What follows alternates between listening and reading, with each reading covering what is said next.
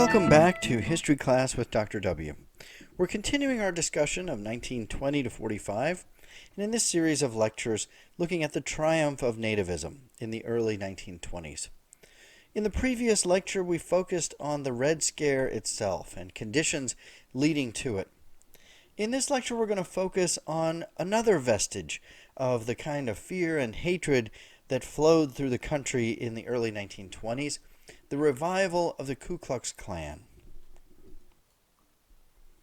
The fear of radicals in the late 19-teens and early 20s sparked the creation of many groups in the country who responded to the Red threat. The most notable of them was the Ku Klux Klan, which was reborn again in 1915 in Stone Mountain, Georgia, coinciding with the release of what became a classic film, Birth of a Nation, which glorified the Klan. Birth of a Nation was a film released in 1915 by director D.W. Griffith, who was kind of like the Steven Spielberg of his day. He was one of the dominant directors in the movie-making business at that time. And Birth of a Nation represented the culmination of a career of pushing the boundaries of filmmaking up to that time. Now, if you and I watch this film today, and perhaps some of you have, I encourage you to go on YouTube or elsewhere and check out at least some brief clips of it.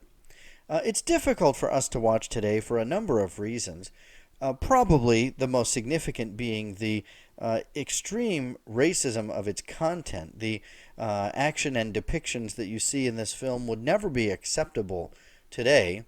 Among many other affronts is that a number of the actors appear in blackface. So even the black characters in the film are white actors appearing in blackface, which would be completely unacceptable to us today.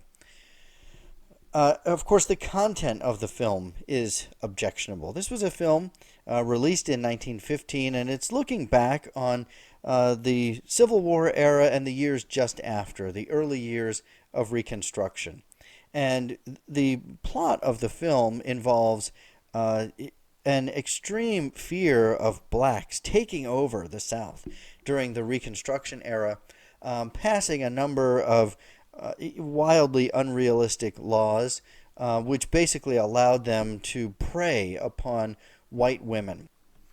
In the climactic scene in the film, one of the black characters pursues a white woman who eventually is forced to throw herself over a cliff to her death rather than being ravaged by the black man. In the aftermath of that tragic event, who rides in to save the day but the Klan? And this is the ultimate climax of the film, the Klan riding in gloriously and saving the day. And so that was what sparked a new interest in the Klan in the aftermath of the release of this film. Now, we should also note that despite the incredibly racist content of the film and the many controversial elements of it today, it was also considered a groundbreaking film. It was longer than most films of its day. It employed many revolutionary filmmaking techniques, new camera angles, and so on. It's a silent film in the sense that there is no dialogue, but there is a vibrant score of music that courses along with the action in the film. And so it really was a blockbuster film. And as I mentioned in one of the early lectures in this course, the film could be seen around the country even into the early 1920s. Of course, we know it today more as a monument of racism than groundbreaking for its technical achievements. At that time, though, many apologized for Griffith and the racism in the film. In fact, many agreed with it.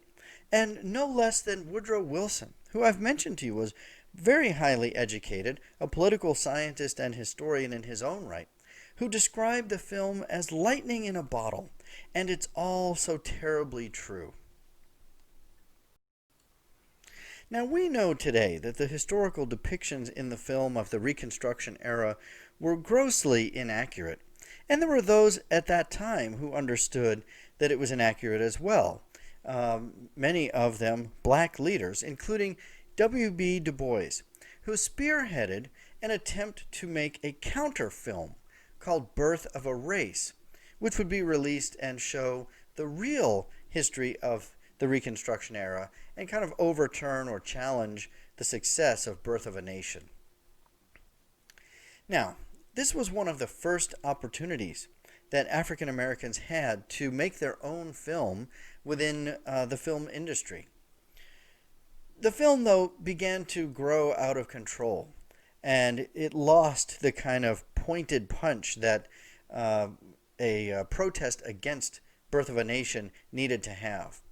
It grew not only from a history of African Americans to include many other ethnic groups as well. And compounding things, in the midst of filming, the nation plunged into World War I and so grew distracted from the making of this film.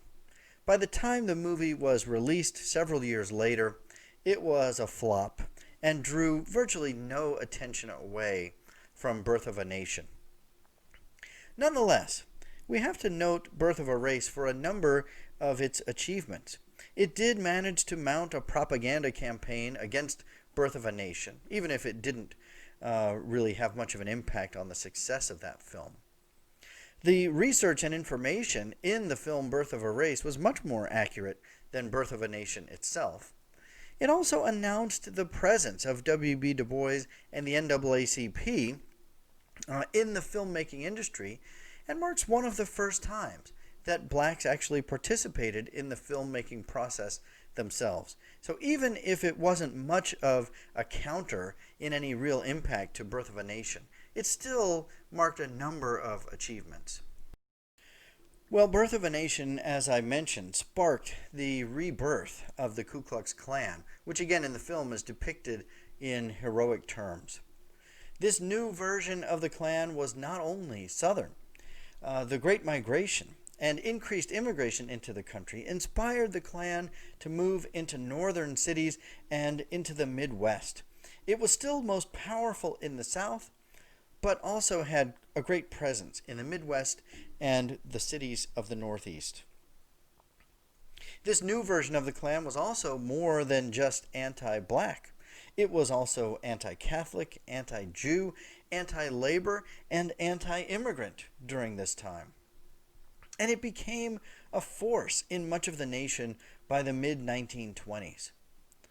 The national elections of 1924 marked the peak of the Klan, when it was estimated that it had some 4.5 million members and actually had some influence in those elections of 1924. The pictures you see on the screen come from a march of more than 50,000 members of the Klan through the streets of Washington, D.C. on August 8, 1925. The Klan is probably most remembered now for its advocacy of extreme violence and the many cases of beatings, whippings, and even lynchings and murder that accompanied it. But an organization with 4.5 million people had a broader appeal than this kind of vicious violence. There was a sense of community in the Klan, of belonging to something. There were the rituals and secret handshakes and the odd and mysterious titles, Imperial Wizard and Cyclops and things like that. And there were more mundane activities like picnics and games and contests and parades that accompanied the Klan as well. It was an organization, as you can see in these pictures, that was right out in the open in the 1920s. And while they did wear hoods over their faces during many of their activities, on a march like this through the streets of D.C., they wore no masks over their faces, clearly revealing their presence to the world. In many ways, the march you see in these pictures marked the peak of the Klan. It began to decline not long after that for a number of different reasons, one of which was the very public and horrible trial and conviction of one of its leaders, David Curtis Stevenson, the Grand Dragon in Indiana, and publisher of the Fiery Cross, the Klan magazine. He was convicted in 1925 of the horrific rape and murder of a young girl and convicted to 25 years in jail. His crime involved drugging the girl and holding her on a train for many, many hours. It was a horrible crime. A number of other leaders of the Klan ran into trouble as well, and it declined due to a number of other factors. The presidents of the United States during that era were opposed to the Klan, and even some of its own members began to be sort of turned off by its more extreme actions, and certainly the crimes of David Curtis Stevenson were among those. And finally, the easing of the overall climate in the country by the mid-1920s, which we're going to be talking about more in the next few lectures, began to mean that the Klan had less of an appeal. But for that string of years in the early to mid-1920s, the Klan was enormously powerful and prominent in the country. As to the Red Scare itself, most historians would say that it came to an end in May of 1920. Palmer had publicized May 1st of 1920, May Day, as a day when labor was going to riot and strike around the nation. And yet May Day came and went, and there really wasn't much remarkable activity at all. And so in the aftermath of that, Palmer lost his credibility, and much of the nation began to lose its enthusiasm for the extreme anti-communist sentiment. So the Red Scare itself was over, but it shows us that clearly the United States in the early 1920s was a nation in which immigrants were not trusted, labor was not trusted, blacks were not trusted. Deep into the 1920s, the nation remained suspicious of aliens and immigrants, hostile to reformers, distrustful of organized labor, and frightened of various political factions. The fear of immigrants lingered deep into the decade and occasionally rose to the surface again in notorious and infamous cases, like the Sacco and Vanzetti case of two Italian immigrants who were arrested for the murder of the paymaster of the shoe store where they worked. They were arrested at the height of the Red Scare in April of 1920 and remained on death row through much of the 1920s until finally they were executed in 1927. At times, their case returned to the front pages of newspapers, and there were attempts to get them paroled and their execution delayed or overturned. But eventually, they were executed in 1927, which gives us a final symbol that even if the Red Scare was over, that fear and suspicion of immigrants remained not far beneath the surface throughout the decade.